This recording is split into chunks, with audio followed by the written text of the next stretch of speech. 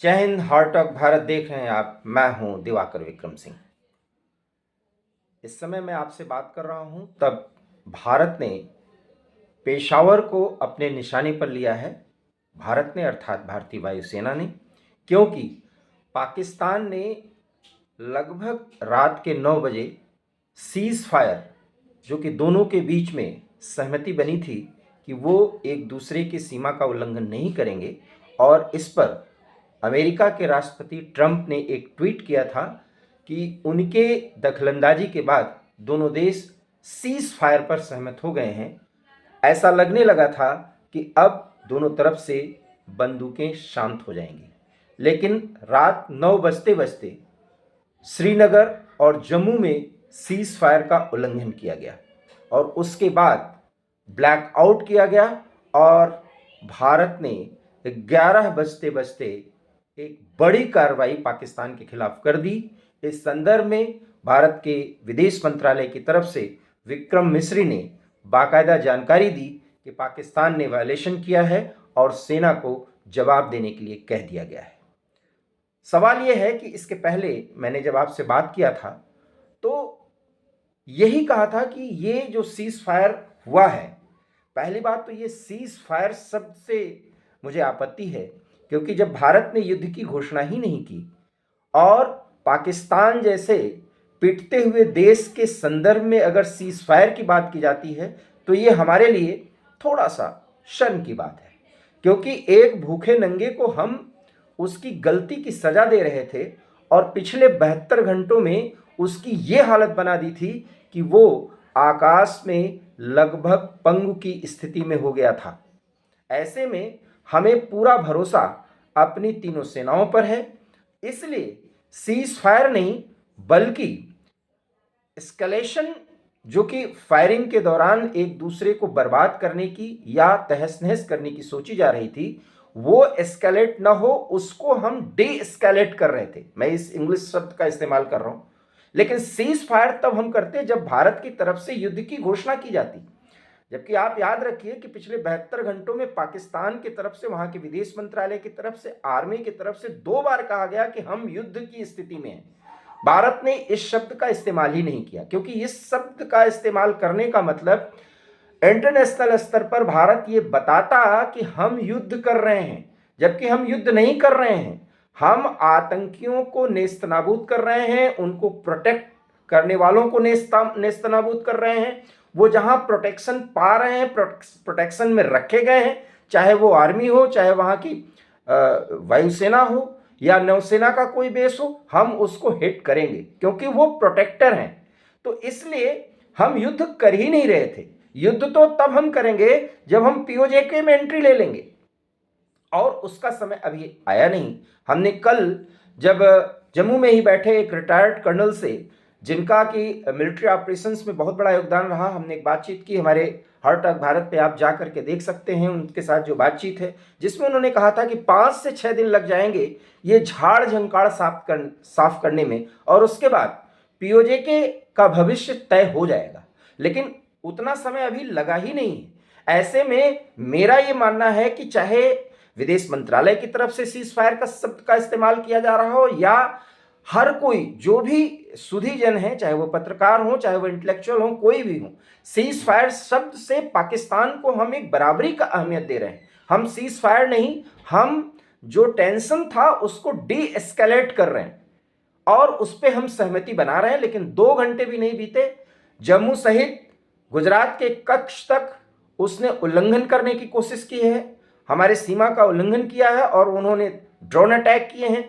कुछ खबरें ये भी आ रही हैं कि मिसाइल अटैक भी पाकिस्तान से किया गया है। और उसके बाद जब मैं आपसे बात कर रहा हूं तो खबर यह है कि पेशावर में 2 बड़े धमाके किए गए हैं, जो भारतीय वायुसेना का आक्रमण बताया जा रहा है। तो ऐसे में अगर आप उस बात को लेकर के मायूस हो रहे थे कि पाकिस्तान को पूरा सबक सिखाए बगैर ये हमला रोका जा रहा है, ये गलत है, तो थोड़ा सा खुश हो लीजिए, क्योंकि 140 करोड़ की आवाम अब आर पार चाहती है। क्योंकि हम 40 साल से एक ऐसे संघर्ष को झेल रहे हैं जिसमें पाकिस्तान का कुछ भी खर्चा नहीं हो रहा है। वो सिर्फ नए नए लड़कों को, जिनको वो मदरसों में शिक्षा देता है, भारत के हिंदुओं को वो काफिर कहते हैं और यहां पर वो आतंक मचाने के लिए भेज देते हैं। और यही आतंकीकरण और यही जिहादीकरण वहां के आर्मी का भी हो चुका है। और खबर तो ये भी है कि मुल्ला मुनीर, मैं उसको जनरल मुनीर नहीं कहता, वो भी इस तरह से जिहाद के चक्कर में फंस गया है कि सेना के ही उसके कुछ मातहत अधिकारी ये कहते हैं कि जनरल मुनीर का बाकायदा साइकेट्रिस्ट से उनको दिखाना चाहिए, उनका इलाज कराया जाना चाहिए, क्योंकि वो भारत के साथ पंगा लेने पर उतारू हैं, जो कि आत्मघाती है। तो खबर यह भी है कि पाकिस्तान के शहबाज शरीफ के साथ जनरल मुनीर एंड कंपनी ने जो भारत के साथ सहमति बनी थी, शाम के 3:30 बजे से लेकर के 8 बजे के बीच में, उसको मानने से इनकार कर दिया था। इसलिए इस मक्कार देश की बात को हम इसलिए नहीं मान सकते क्योंकि वहां पर एक मौलाना जो कि जनरल भी है, संयोग कहें या दुर्योग, वो वहां के सरकार को भी कंट्रोल कर रहा है, सेना को भी कंट्रोल कर रहा है। इसलिए शांति की अपेक्षा अभी नहीं की जा सकती। बहरहाल जब मैं आपसे बात कर रहा हूं तो पेशावर सहित पाकिस्तान के कुछ रणनीतिक महत्वपूर्ण क्षेत्रों में भारत की तरफ से जवाबी कार्रवाई की गई है। हालांकि अभी फिलहाल कुछ देर पहले कुछ देर के लिए शांति की बात की जा रही है, लेकिन ये शांति अब अस्थायी है क्योंकि भारत के विदेश मंत्रालय की तरफ से स्पष्ट कर दिया गया है कि वायलेशन किया गया है और भारत इसका जवाब देगा। और ये एस्केलेशन की तरफ फिर से जा रहा है, ये स्पष्ट हो लीजिए। इसलिए अब आर पार की लड़ाई हो ही जाएगी ऐसा लग रहा है। बड़ी खबर यह है कि चीन के विदेश मंत्रालय की सक्रियता बढ़ी है क्योंकि वहां से यह खबर आई कि वो पाकिस्तान के साथ खड़ा है।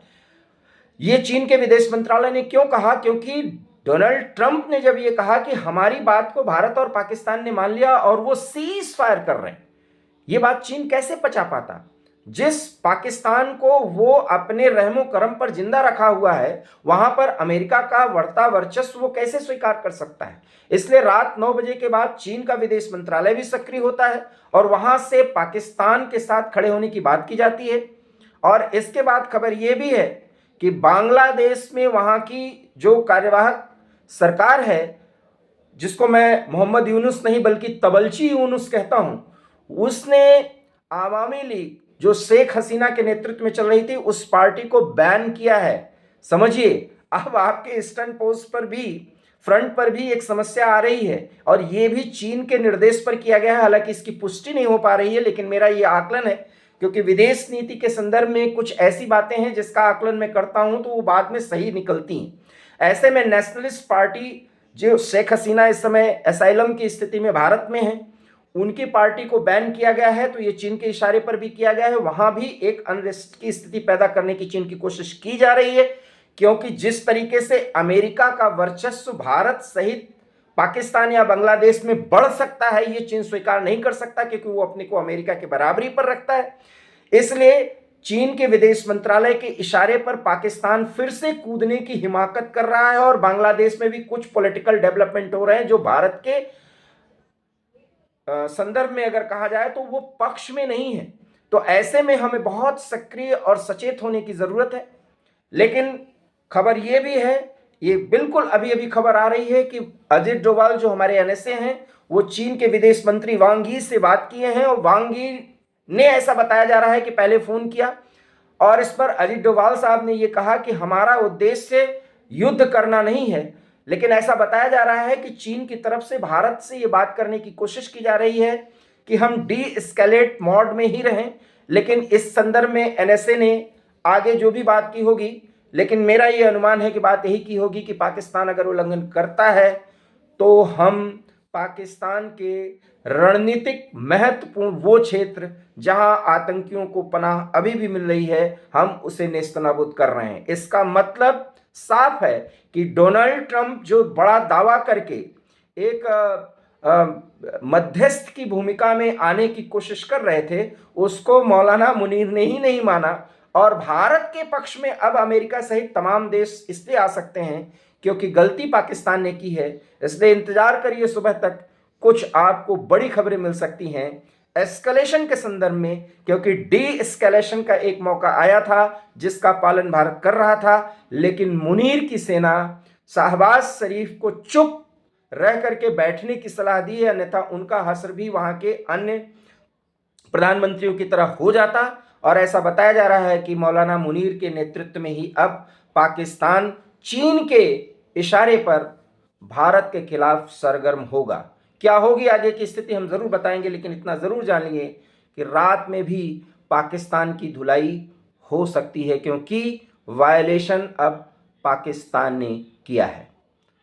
होप सो बहुत कुछ अच्छा हो। हमें अपने हिंद के गौरवशाली सेना के एक्टिवेशन मोड पर पूरा भरोसा है, और कुछ अच्छी ही खबर हमें रात में भी मिल सकती है या सुबह तक। इंतज़ार कीजिए अगली खबर का। लेकिन फिलहाल अभी तक के डेवलपमेंट पे हमने आपसे बातचीत की है।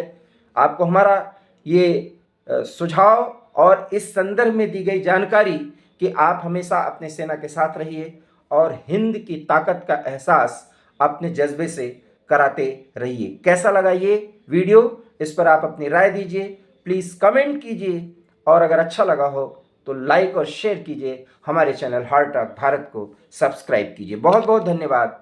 नमस्कार।